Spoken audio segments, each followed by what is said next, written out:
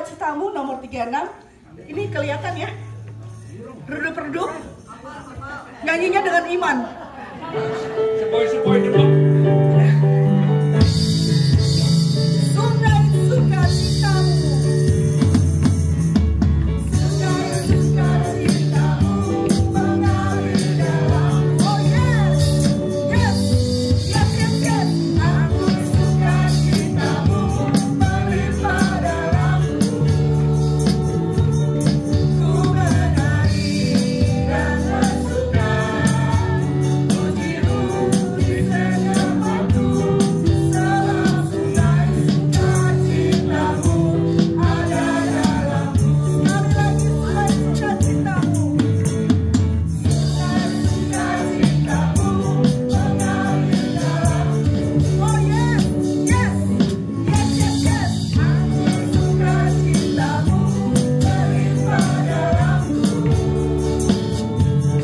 Ku menari dan bersuka, pujimu di setiap waktu. Sebab sungai sukacitamu ada dalamku. Mengalir bersamamu, mengalir bersamamu, bersuka di dalammu, mengikuti Tuhan dalam kebenaranmu, melayanimu Tuhan, melayanimu Tuhan, di dalam sukacitamu. Sebab hanya Tuhan yang membuat suka cintaku penuh. Sekali lagi ya, sungai sukacitamu, sungai sukacitamu mengalir dalamku.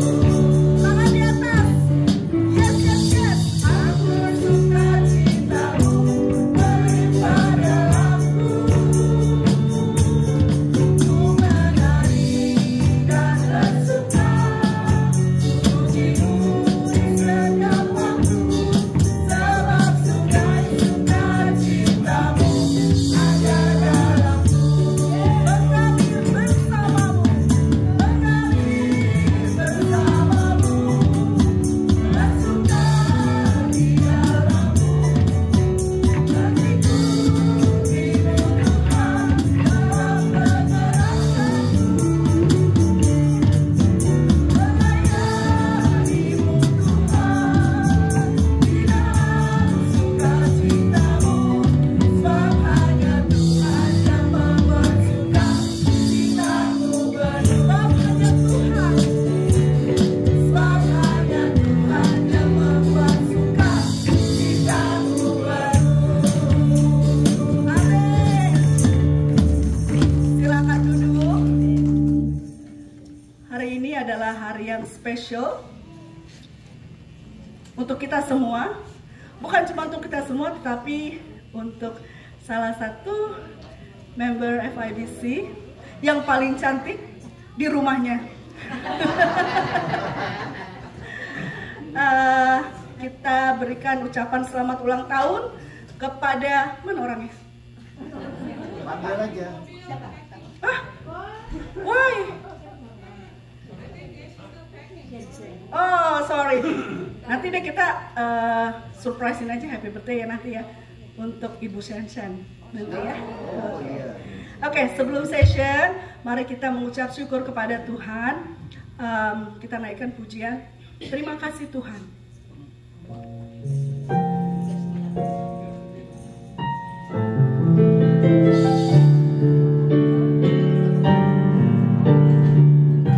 Kasih setia Tuhan begitu besar dalam hidup kita. Terima kasih Tuhan untuk kasih setiamu yang ku alami dalam hidup.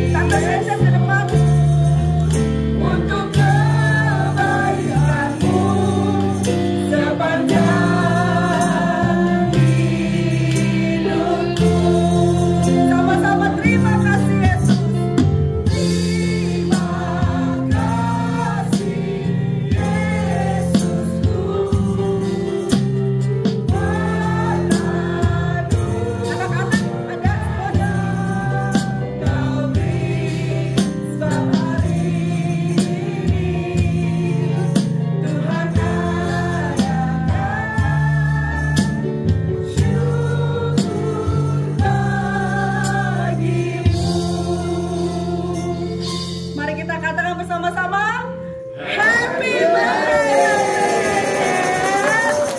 Saya minta Pak Paul untuk doain tante dulu. Kita berdoa buat Cisensian yang hari ini berulang tahun ke usia 21 tahun. She turned 21. Yeah, and by the way, this is her mom and her aunt.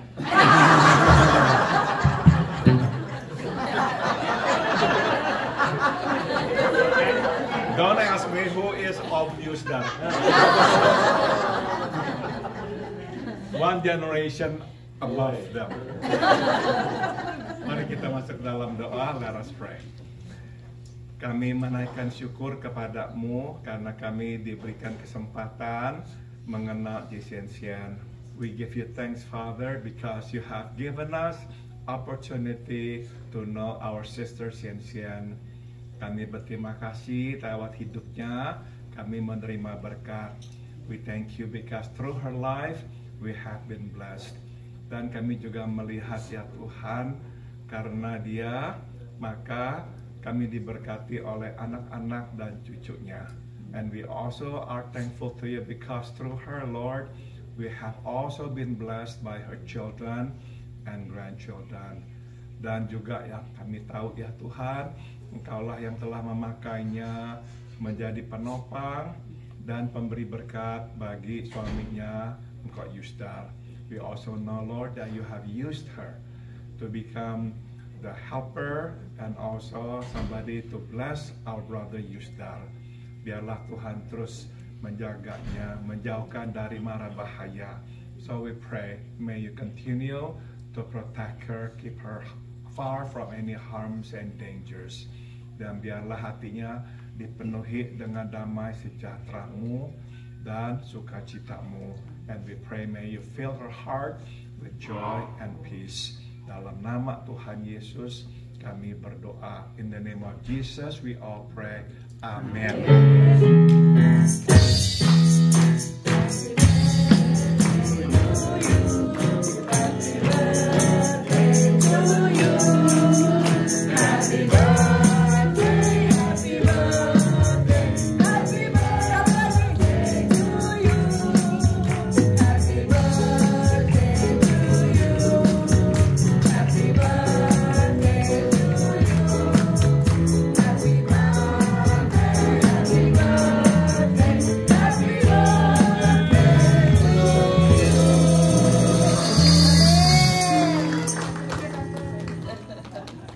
Kemuliaan dikembalikan kepada Tuhan. Amin.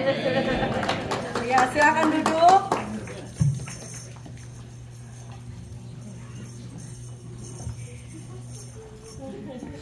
Kita nyanyi lagu tadi sekali lagi ya. Terima kasih Tuhan. Dan saudara, kalau kita masih ada waktu kira-kira 5 menit, kalau ada lagu yang pengen dinyanyiin, silakan kasih tahu ya.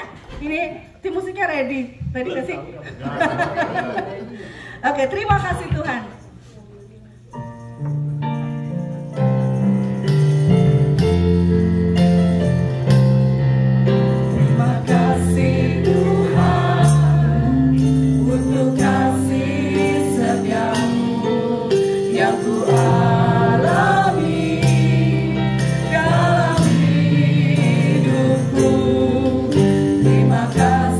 Yesus untuk kebaikan.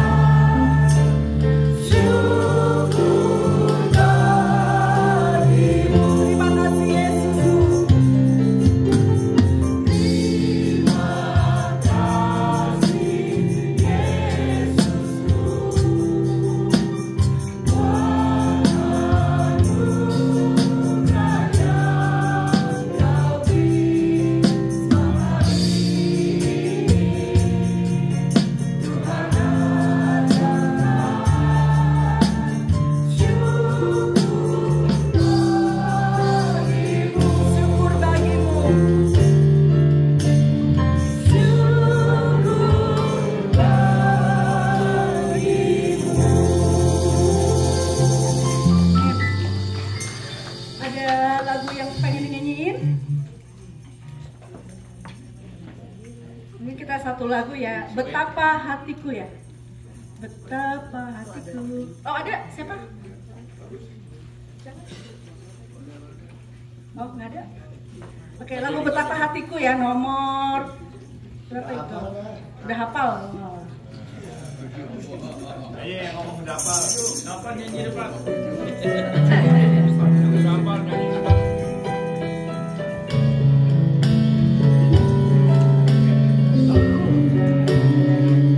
Nomor 7. Betapa hatiku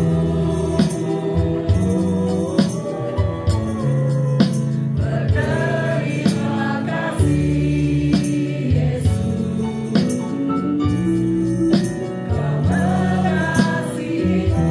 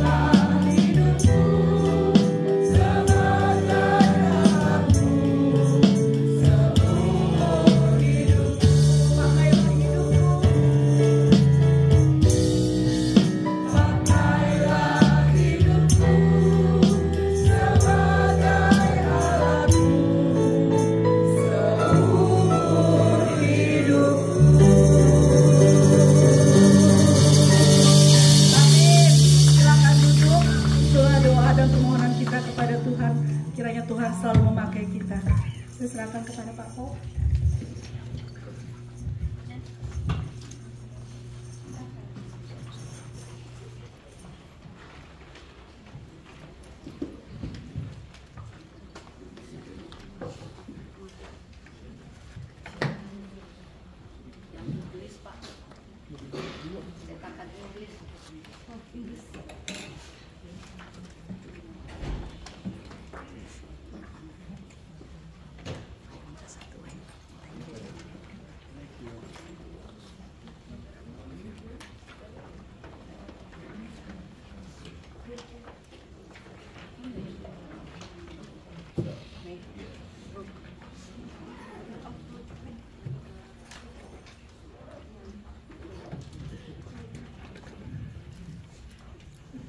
Saya ingin mengucapkan terima kasih kepada saudara-saudara yang telah dengan setia mengikuti acara demi acara dalam retreat ini.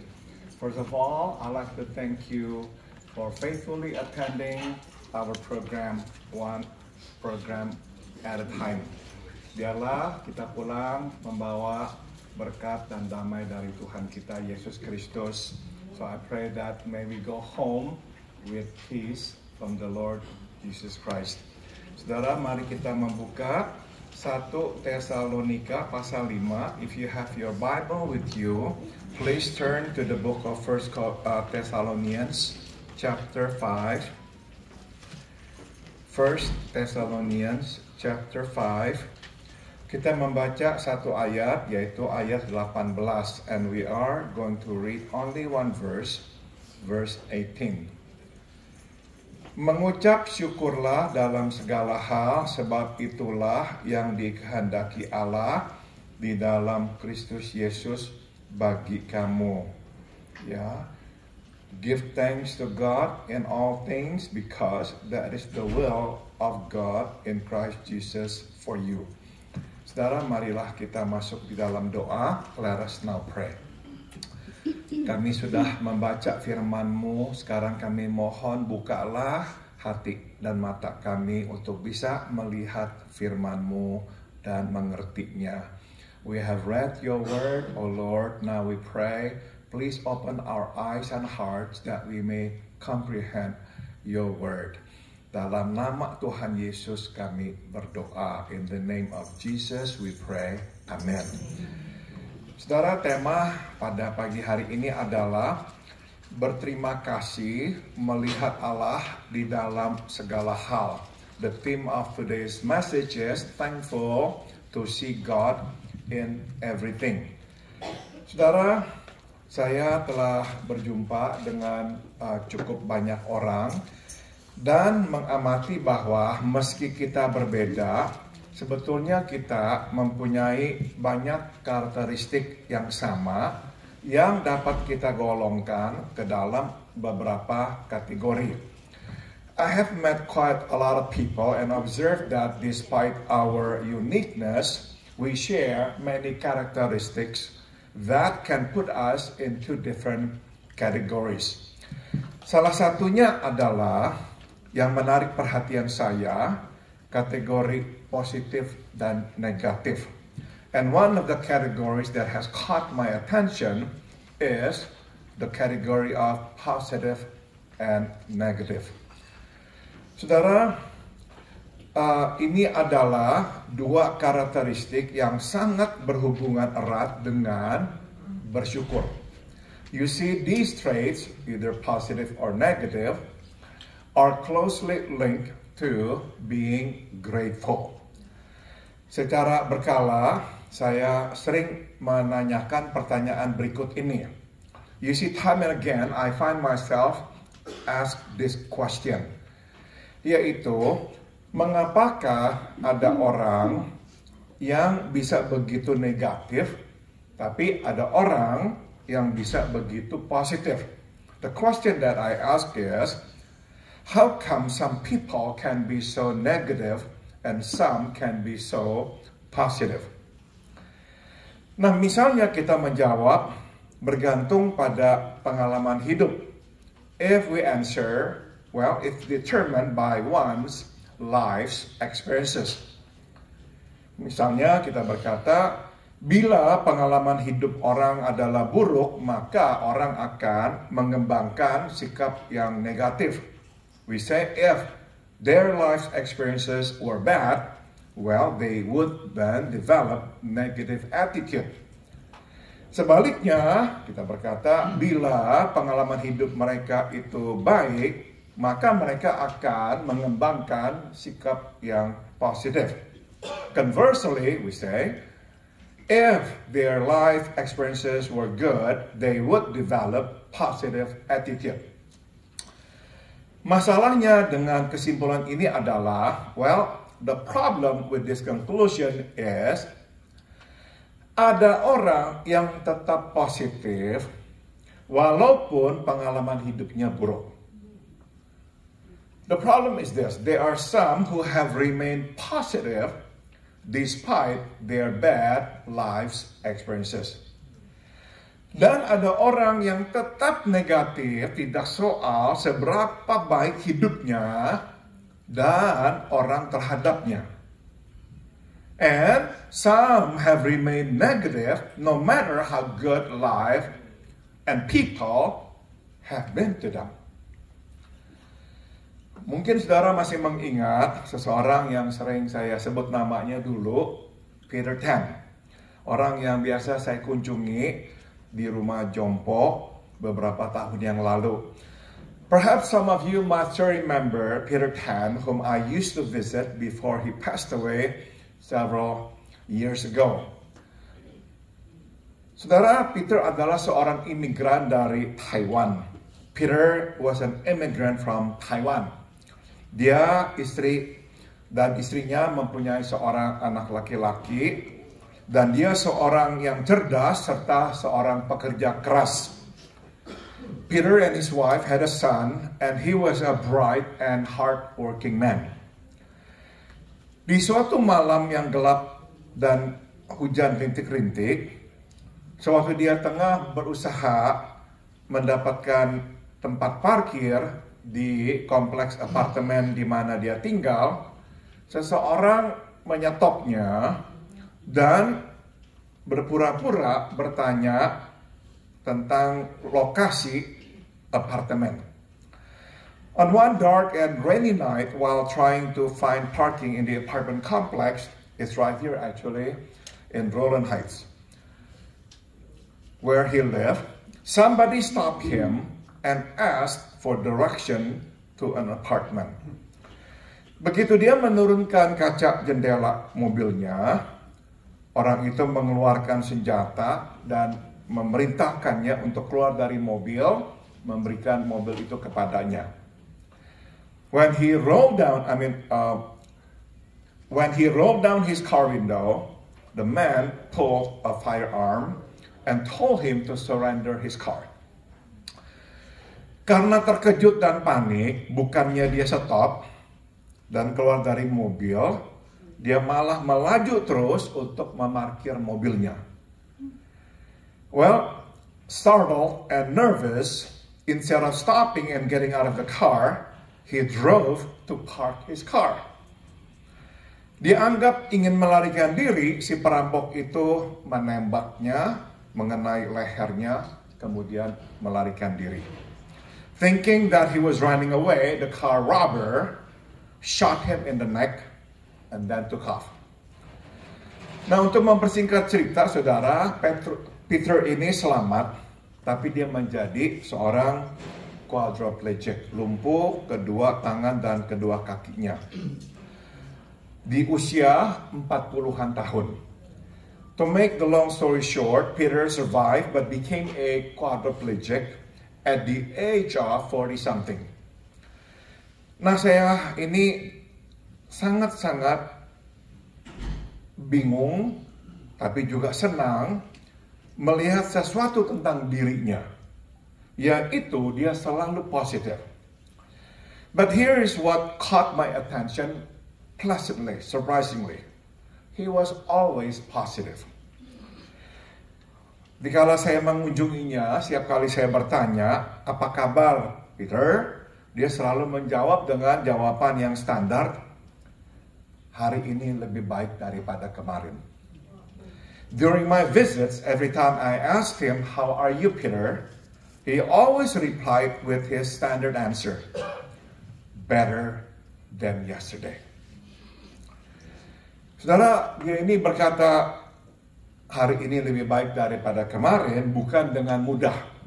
Please understand that when he said that, better today than yesterday, well, it's not because he is really better. Sebab ada kalanya, saudara, dia tidak bisa buang air, perutnya menjadi begitu besar dan begitu keras, dan dia sangat menderita.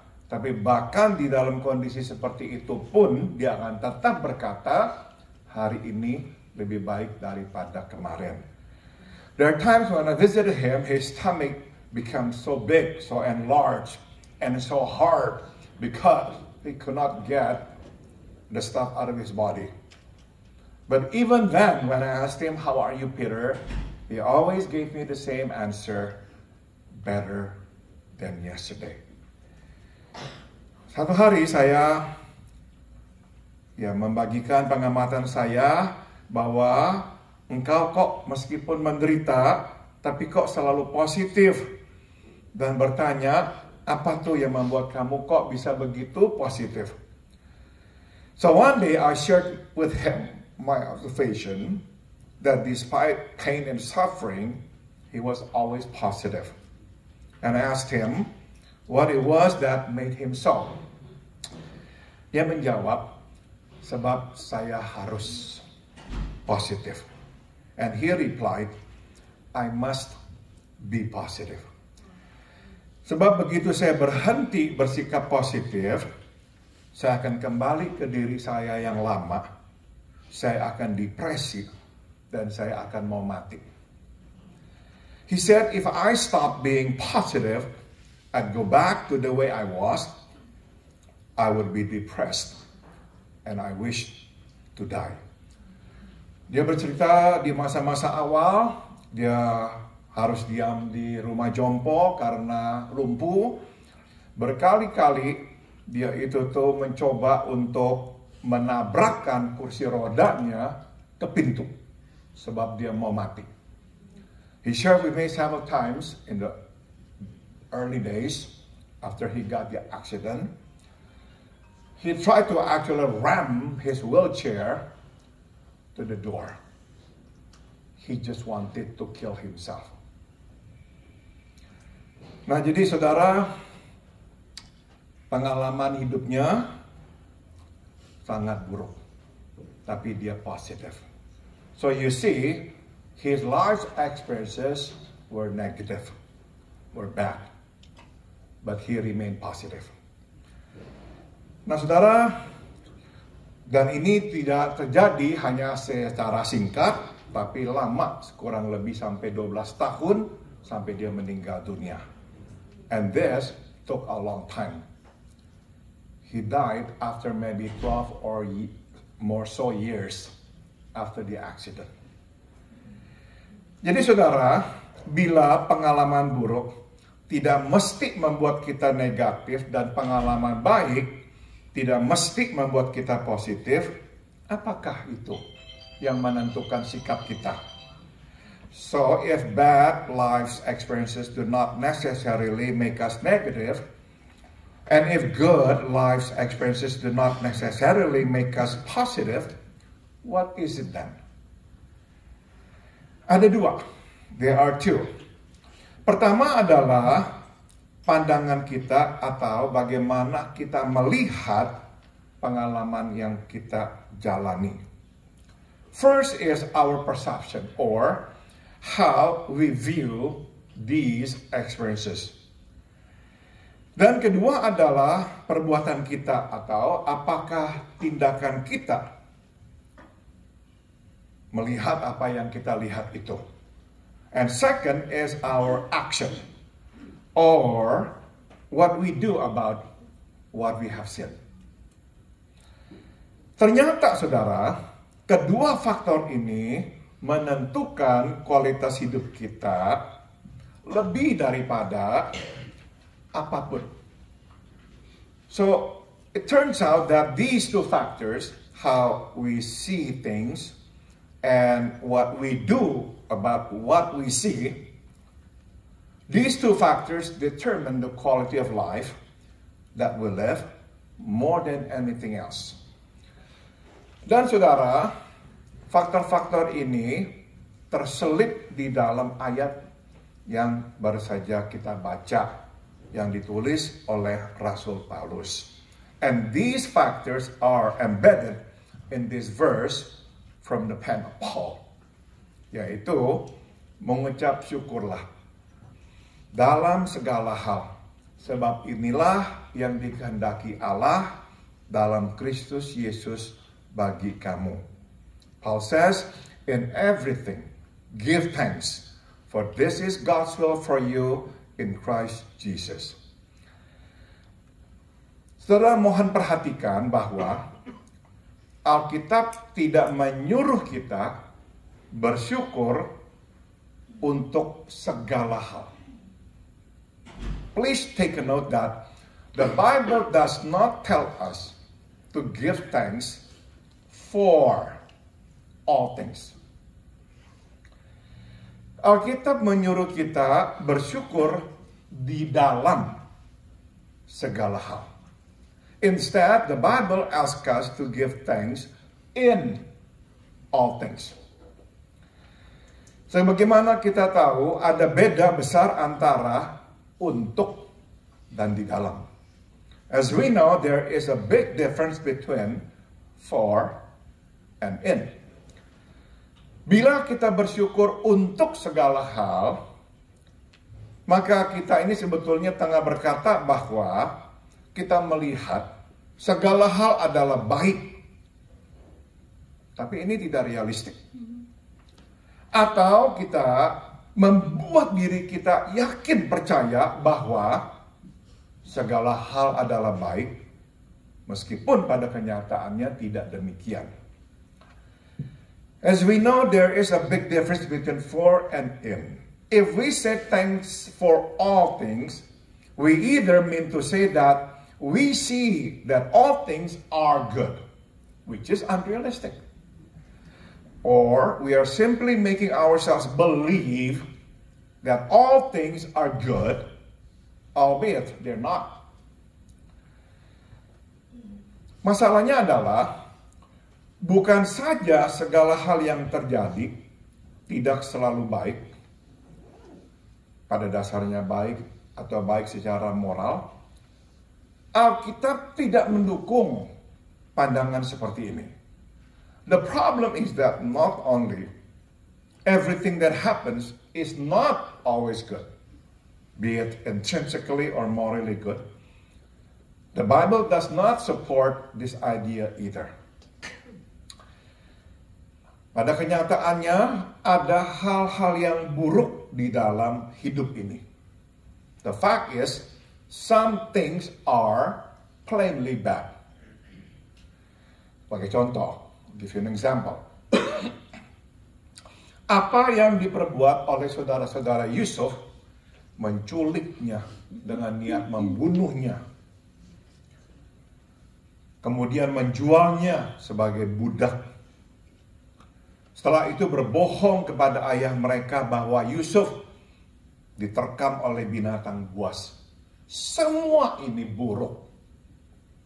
Example is what Joseph's brothers did, kidnapping him with the intent of killing him, selling him as a slave, and lying to their father that he was killed by a beast, were all bad.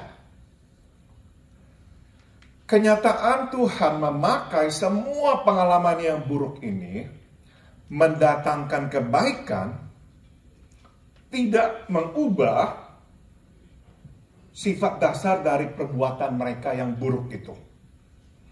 The fact that God used these bad experiences to bring something good does not change the nature of their doings. Bahkan Yusuf sendiri menyebut perbuatan mereka itu jahat. Even Joseph himself called what they did evil. Dia berkata, kamu memaksudkannya untuk kejahatan, tapi Allah memaksudkannya untuk kebaikan. Joseph said to them, you meant it for evil, but God meant it for good. Perbuatan mereka jahat, tapi Tuhan memakai perbuatan itu untuk mendatangkan kebaikan. What they did was evil, but God used it for good. Jadi pertanyaannya adalah, apakah kita harus bersyukur kepada Tuhan untuk segala hal yang terjadi dalam hidup kita? So the question is, should we thank God for the bad things that happen to us? Tidak. Dan Tuhan tidak meminta kita bersyukur untuk perkara hal yang buruk yang terjadi pada diri kita. And God does not ask us to thank Him for all the bad things that happen to us either. No. Kita bersyukur kepada Tuhan di dalam segala hal. Karena Dia dapat memakai segala hal mendatangkan kebaikan. Baik untuk kita ataupun orang lain. We thank God in all things. Because He could use all things to bring good. Be it for us or others. Jadi saudara, kita bersyukur kepada Tuhan untuk kebaikan yang didatangkannya. Bukan untuk hal yang buruk yang kita alami. So we thank God for the good He brings. Not for the bad experiences. Di dalam segala hal Tuhan bisa bekerja dan memakai pengalaman hidup kita yang buruk mendatangkan kebaikan bagi kita dan orang. Sebab Dia Allah yang Maha Kuasa. In all circumstances, God can work and use our bad experiences to bring good for us or others. Because God is Almighty. Saudara, kadang kita salah mengerti konsep ini. Sometimes we misunderstand this. Misalnya, ada orang yang mengalami masa lalu atau masa kecil yang buruk. Misalnya, dibesarkan oleh orang tua yang memperlakukan mereka dengan buruk. Nah, sekarang mereka sudah menjadi orang tua, mereka memperlakukan anak mereka sama seperti mereka dulu diperlakukan orang tua mereka. Example, because of their torturous childhood, raised by abusive and over-demanding parents, there are some folks who raise their children in the same way. Mereka berkata, lihat, saya kok tidak apa-apa, justru saya menjadi orang yang kuat karena saya mengalami semua hal-hal yang buruk itu. Well, they reason, look, I did not turn out so bad. In fact, I'm now tough because of what I went through. Singkat kata, mereka melihat perlakuan buruk orang tua mereka sebagai sesuatu yang baik. Simply put, they view the abuse as something good. Saudara, apa yang mereka alami buruk, tidak baik. Tapi hal yang buruk bisa mendatangkan kebaikan. What actually happened is, what they went through as a child was actually bad. They were tortured, they were abused, they were mistreated. But God can use that bad experiences to bring good to them. Saudara, bukan saja kita boleh memanggil pengalaman buruk sebagai buruk dan orang yang jahat sebagai orang yang jahat, tidak berdosa ya, dan tidak menandakan kita kurang rohani. Kita juga mesti memanggil hal-hal ini dan orang-orang ini buruk dan jahat. Not only may we call bad experiences bad and evil people evil, it is not a sin or a lack of spiritual maturity, but we must also call them as they are, bad and evil. Jangan campur adukan kebaikan dan kemahakuasaan Allah dengan hal buruk yang kita alami. So do not confuse the goodness and the mighty power of God with the bad things we experience. Dua hal yang berbeda. They are two different things. Saudara, Tuhan tidak mengubah hal yang buruk menjadi baik. Here's something for us to know. God does not change what is bad to become good. Tidak. Dia hanya memakai sesuatu yang buruk mendatangkan kebaikan bagi kita. He only uses what is bad to bring good to us. Nah, jadi inilah pelajaran pertama yang bisa kita petik. So here's the first lesson that we can learn. Kita tidak bisa bersyukur kepada Tuhan di dalam segala hal sampai kita dapat melihat kebaikan yang Dia datangkan melalui segala hal yang kita alami. We cannot thank God in everything until we see the good that He brings through everything we experience. Saudara, satu hari Peter Tan ini berkata kepada saya sesuatu yang mengejutkan. One day, Peter Tan said something that floored me to the ground. Dia berkata, sekarang saya dapat bersyukur kepada Tuhan atas apa yang menimpa saya. Sebab gara-gara itu, saya mengenal Yesus. He said this, I can now thank God for what happened to me. Because of it, I knew Jesus. Saudara, bertahun-tahun saya mengenal dia, itulah kali pertama dan satu-satunya kali dia mengatakan sesuatu yang begitu mendalam. In all the years I knew him, it was the first and the only time he said something as profound as that.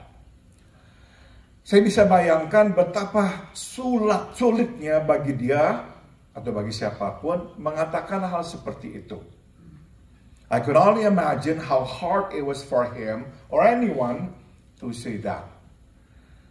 Pasti perlu waktu yang lama untuknya berserah kepada kehendak Tuhan dan bersyukur di dalam peristiwa itu atau kondisinya. It must have taken him a long time to surrender to the will of God and to thank God in that circumstance. Dia melihat Tuhan mendatangkan kebaikan melalui apa yang dialaminya. He saw the good that God brought through what he experienced. Nah, ini membawa kita kepada pelajaran yang kedua. And this brings us to the second lesson. Kita tidak bisa bersyukur kepada Tuhan di dalam segala hal sampai kita dapat melihat Tuhan di dalam segala hal. We cannot thank God in everything until we can see God in everything. Peter Tan dapat bersyukur kepada Tuhan karena dia bisa melihat Tuhan di dalam pengalaman hidupnya itu. Peter Tan could thank God because he could see God in his circumstance. Yusuf dapat juga melihat Tuhan di dalam pengalaman hidupnya. Joseph in the Bible could also see God in his circumstance. Bahwa semua yang terjadi adalah untuk menyelamatkan banyak jiwa. And that all that happened was for the saving of many lives. Dia melihat Tuhan di dalam penculikannya. He saw God in his kidnapping. Dia melihat Tuhan di dalam perbudakannya. He saw God in his slavery. Dan dia melihat Tuhan di dalam sel penjaranya. And he saw God in his prison cell. Singkat kata, dia melihat Tuhan menggenapi rencananya yang baik untuk menyelamatkan Israel dari kepunahan akibat kelaparan. He saw God accomplishing his good plan to save Israel from extinction because of famine. Saudara, seringkali kita tidak bisa melihat Tuhan di dalam segala hal karena kita mengharapkan melihat Tuhan hanya dalam kondisi tertentu. Often we do not see God in everything because we only expect to see God in certain situation. Misalnya, di dalam kesembuhan kita, di dalam keberhasilan kita, di dalam kemenangan kita melawan dosa. For example, we expect to only see God in our healing, our success, or our victory over sin. Tapi Tuhan bukan hanya hadir di dalam situasi-situasi yang menyenangkan ini. But God is not only in these great circumstances, positive circumstances. Dia juga hadir di dalam sakitnya kita, kegagalan kita, dan kekalahan kita melawan dosa. He is also present in our sickness, failure, or defeat over sin. Bila kita bisa melihat Tuhan di dalam segala hal, barulah kita dapat bersyukur kepada Tuhan di dalam segala hal. So you see, if we can see God in everything, can we then give thanks to God in everything? Mari kita lanjutkan, let's continue. Alkitab berkata, mengucap syukurlah dalam segala hal, karena inilah yang dikehendaki Allah dalam Kristus Yesus bagi kamu. The Bible says, give thanks in all circumstances, for this is God's will for you in Christ Jesus. Saudara, mohon perhatikan, perintah bersyukurlah diberikan setelah perintah bersukacitalah senantiasa dan tetaplah berdoa. Please note that the command to give thanks is given right after the commands to rejoice always and to pray continually. Namun yang menarik, dua perintah sebelumnya ini, bersukacita dan berdoa, tidak diikuti dengan perkataan karena inilah yang dikehendaki Allah bagi kamu dalam Kristus Yesus. What's interesting is that none of these two commands, to rejoice always, to pray continually, is followed by, for this is God's will for you in Christ Jesus. Sudah tentu bersukacita dan berdoa adalah yang dikehendaki Allah bagi kita. To rejoice and to pray are of course God's will for us too.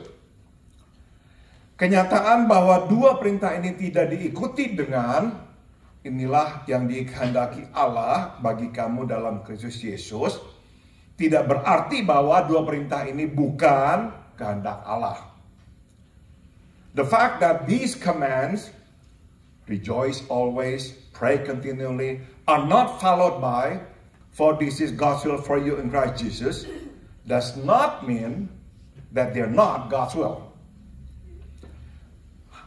Paulus seolah-olah berasumsi ya seharusnya kita tahu itu, jadi tidak perlu dikatakan lagi. It's like Paul is just assume that we already knew it, so no need to say it anymore. Namun kita mungkin bertanya-tanya, bila itulah memang yang terjadi, mengapakah perintah bersyukurlah dalam segala sesuatu diikuti dengan perkataan inilah yang dikehendaki oleh Allah di dalam Kristus Yesus? But if that's the case, why should the command to give thanks is followed by, for this is God's will? Bukankah dapat diasumsikan ya semua orang sudah tahu kok ini adalah kehendak Allah, jadi buat apa diulang dan dikatakan lagi? Because it is also assumed that we already know it. God wants us to give thanks in all things. So why should Paul add this reminder? Jawabnya adalah karena Paulus sungguh-sungguh ingin kita melakukannya. And the answer is because Paul really wants us to do it. Dia tahu, dia mengerti betapa sulitnya bersyukur di dalam segala hal. He knows how difficult it is to give thanks in everything. Bahkan berlawanan dengan sifat kodrat manusia, bersyukur di dalam segala sesuatu. In fact, it is against human nature to give thanks in everything. Bukankah kita bersyukur secara selektif untuk hal-hal tertentu saja? We give thanks selectively, don't we? Only in certain circumstances. Nah, Paulus ingin mendorong kita melakukannya dengan tujuan menaati kehendak Allah. So you see, Paul wants to encourage us to do it for the sake of obeying the will of God. Singkat kata, meskipun tidak kepingin, tapi karena kita tahu ini yang dikehendaki Allah, kita tetap bersyukur. In other words, even though we don't feel like it, we don't feel like giving thanks to God in these circumstances, but because this is the will of God, this is what He wants. For your sake, Lord, I'll do it. I will still say thank you.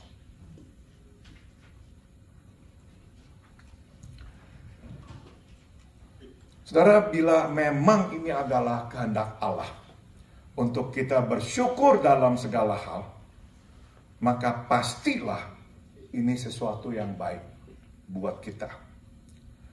And if it is God's will for us to give thanks in everything, it must then be good for us. Sebelum saya akhiri, saya akan tinggalkan saudara dengan beberapa perenungan berikut ini. Before I conclude, let me leave you with these thoughts. Saudara, bukanlah penyangkalan realitas. Bukanlah kita ini hidup dalam realitas yang berbeda untuk kita bersyukur di dalam segala hal. It is neither a denial of reality nor living in a different reality to give thanks in everything. Waktu kita bersyukur, kita tidak mendistorsi realitas. Kita terima apa itu yang terjadi. Termasuk kita mengakui lembaran hidup kita yang memalukan. We do not distort reality, we accept it as it is, and that includes owning our shameful part. Di dalam autobiografinya, Just As I Am, Billy Graham bercerita tentang pergumulan yang dia dan istrinya Ruth hadapi tatkala membesarkan anak-anak mereka. In his autobiography, Just As I Am, Billy Graham talks about struggles that Ruth and he faced while raising their children. Salah satu anak laki mereka mempunyai masalah dengan alkohol. Anak perempuan mereka yang bungsu menikah 2 kali dan bercerai 2 kali. Dan anak laki-laki mereka, Franklin, melewati masa remaja dan pemuda yang bergejolak sebelum akhirnya Tuhan memanggil dia kembali. You see, one of their sons had alcohol problem. Their youngest daughter went through 2 failed marriages. And their son, Franklin, went through tumultuous period as a young man before God called him back to the fold. Tapi saudara, Billy Graham tidak malu mengakui bagiannya, andilnya di dalam masalah itu. But Billy Graham was not ashamed to own up his part in their problems. Dia mengakui karena pelayanannya, dia harus sering meninggalkan rumah. You see, because of this ministry, had to be away from home a lot. Dan dia yakin, kepergiannya itulah berdampak buruk pada anak-anaknya. He believed his absence made a big dent during their growing up years. Kadang kita berpikir kita harus menambal sulam masa lalu kita yang tidak baik atau menyakitkan dan berusaha menjadikannya tampil lebih baik di mata orang. Supaya kita bisa bersyukur kepada Tuhan dan menunjukkan kebaikan yang Tuhan berikan kepada kita. Sometimes we think we need to patch up past failure or painful experiences to make it more palatable so we can thank God more exuberantly and show the good that God has brought.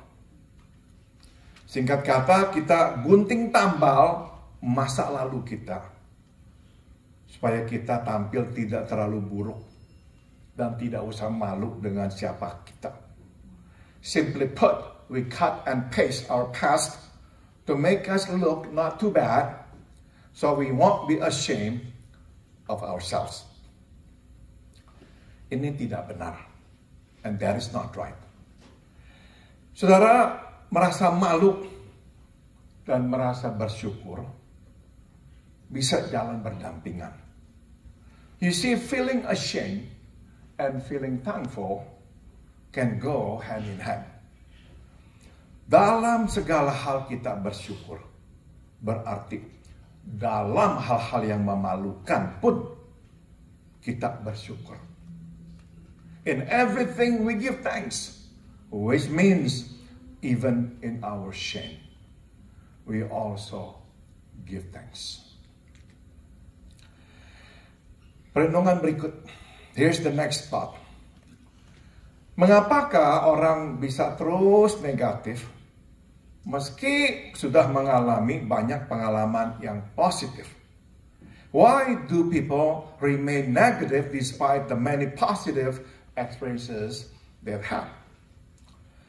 Ada beberapa penjelasan, tapi saya perhatikan ada satu lagi, satu karakteristik yang dimiliki oleh orang yang negatif, yaitu mereka tidak dapat melihat dengan baik. There are a few explanations, but I noticed there's something that negative folks share in common. They do not observe well. Saudara, sebelum Thomas Watson Sr. menjadi presiden Computing, Tabulating, Recording Corporation, now called IBM, ya. Profesi sebagai penjajah barang bukanlah dianggap profesi yang terhormat. Before Thomas Watson Sr. became president of Computing, Tabulating, Recording Corporation, now called IBM, the profession of sales was not considered reputable. Watson lah yang mengubah persepsi itu. It was Watson who changed that perception. Saudara, di IBM, Watson hanya merekrut lulusan terbaik dari perguruan tinggi Ivy League. At IBM, Watson hired only top-performing graduates from Ivy League universities. Bukan saja dia menuntut standar etika yang tertinggi dari mereka, dia pun menyediakan pelatihan bagaimana menjual barang. Not only did he demand the highest ethical standard, but he also provided intensive sales training. Terutama, Watson senantiasa mengingatkan stafnya menjadi pendengar yang baik, menjadi orang yang melihat dengan baik, dan belajar dari apa yang diamati atau dilihat.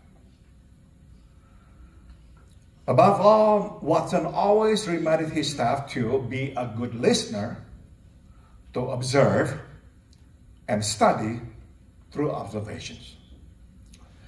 Nah, falsafah ini menjadi fondasi penjualan barang-barang di IBM. This philosophy became the foundation of IBM sales practices. Dikenal di luar sebagai menjual solusi. This practice is known as solution selling. Bukannya product selling. Not product selling. Solution selling. Jadi IBM bukan saja menjual produk, IBM menjual solusi menyelesaikan masalah yang dihadapi oleh pembeli. So IBM does not only sell products, it also sells solutions to the problems their customers face. Itu sebab IBM tetap bertahan sampai hari ini dan berkembang. Thanks to it, IBM has survived and prospered to this day. Saudara, orang yang bersikap negatif adalah orang yang tidak mendengar dengan baik, tidak melihat dengan baik, dan tidak belajar dari apa yang mereka lihat. Those who think negatively fail to be a good listener, fail to observe, and fail to study through observation. Mereka hanya bisanya menarik kesimpulan meskipun salah-salah. They're only good at making conclusions, albeit wrongly. Itu sebab, saudara, hidup mereka syarat dengan keputusan yang salah. Nah, masalahnya adalah bagi orang-orang ini, mereka makin yakin bahwa keputusan mereka betul, walaupun salah. The problem is, or as a result of it, they tend to make wrong decisions.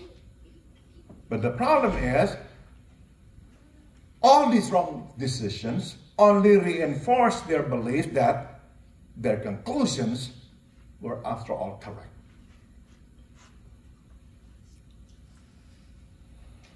Itu sebab mereka menjadi orang yang sangat susah bersyukur kepada Tuhan.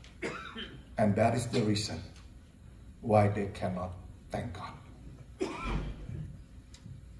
Mari kita akhiri dengan berdoa. Let us pray. Bapa dalam surga, ubah kami menjadi orang yang bersyukur di dalam segala hal.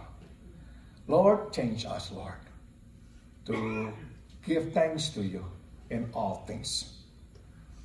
Tapi pertama, tolong ubah kami mendengar lebih baik, melihat lebih baik, dan belajar lebih baik dari apa yang kami lihat. But first of all, we pray, teach us and help us to be a good listener, to see well, and to learn, to study from what we observe and see. Karena pada akhirnya Tuhan, orang diberkati bukan oleh kesinisan, kata-kata negatif yang keluar dari mulut kami, tapi dari dorongan, kekuatan, kata-kata positif yang keluar dari hati kami. Because at the end of the day, Lord, others are blessed not by our negative comments, but by our positive attitudes. Dalam nama Tuhan Yesus kami berdoa. In the name of Jesus we all pray. Amin. Terima kasih.